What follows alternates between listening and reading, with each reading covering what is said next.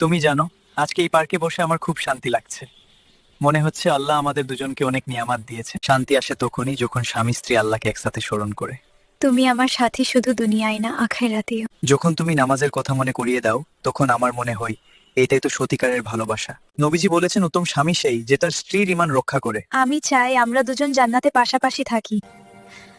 আজ তুমি আমার জন্য দোয়া করেছিলে, তাই না? তুমি মুখে না বলেও আমি অনুভব করেছি।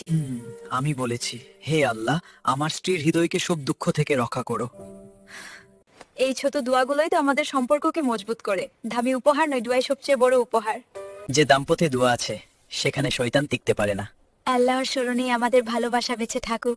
মাঝে মাঝে আমাদের মধ্যে ভুল বোঝাবুঝি হয়, কিন্তু তুমি কখনো রাগ বাড়াও না।